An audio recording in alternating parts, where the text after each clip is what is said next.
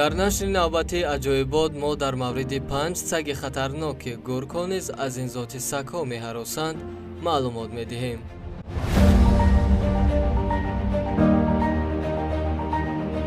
дар мавқеи панҷуми бахши аҷоибот қарор дорад саги кавказӣ ба истилоҳ овчарка. ин зоти сагҳо тавоно буда хусусияти мустақил доранд, вафодоранд, аз ҷиҳати посбонӣ низ қавӣ мебошанд. саги кавказӣ барои хуб ба воя расидану итоаткор буданашон бояд омӯзиши беҳтару таваҷҷӯҳи ҷиддиро ба роҳ монд, вагарна ин зоти сагҳо хашмгин ва идоранашаванда мешаванд. ҳатто гургон низ аз ин зоти сагҳо метарсанд. дар таълиму тарбияи зоти саги кавказӣ ҷиддиву эҳтиёткор будан лозим, зеро ин зоти сагҳо зуд хашмгин шуда метавонад ҳолатҳои нохушеро ба миён орад.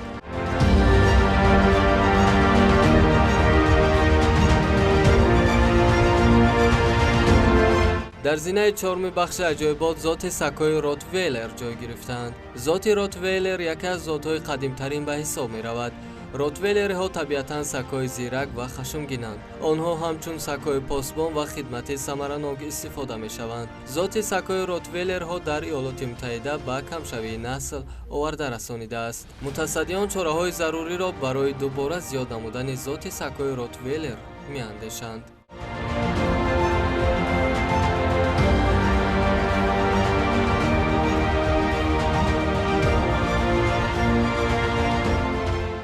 дар ҷойи сеюми бахши аҷоибот зоти сагҳои Алиаск маламут ҷой доранд. ин зоти сагҳои шимолӣ буда онҳо шикорчиёни аъло ҳастанд. ин насли сагҳо хатарнок ва хашмгин, ҳатто хирсҳоро шикор мекунанд. дар тарбияи ин зоти сагҳо агар беаҳамиятӣ намоем, он гоҳ метавонад ношинос ва ҳайвоноти хонагиро низ ҳамла кунад, ҳатто метавонад ба соҳиби худ хашмашро нишон диҳад.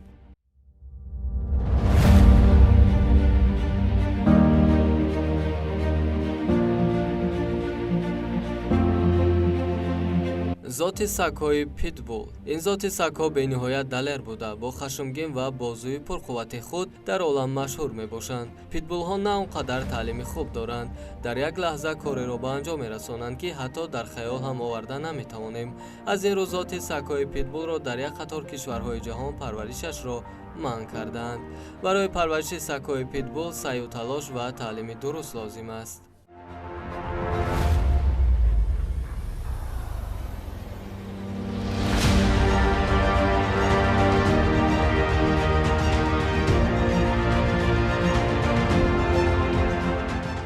доберман пинчерҳо сагҳои ҷасур ва нотарс ҳастанд. онҳо аксар вақт ҳамчун сагҳои посбон ва хизматӣ истифода мешаванд. ин зоти сагҳо табиатан хеле хашмгин ҳастанд ва метавонанд ба ҷабрдидаи худ осеби вазнин расонанд. онҳо бо соҳибони худ муносибати дуруст ва хуб доранд. ин аз он шаҳодат медиҳад, ки шахсоне ки ба парвариши ин зот машғул мебошанд, нақшаи таълиму тарбияро дуруст ба роҳ мондаанд.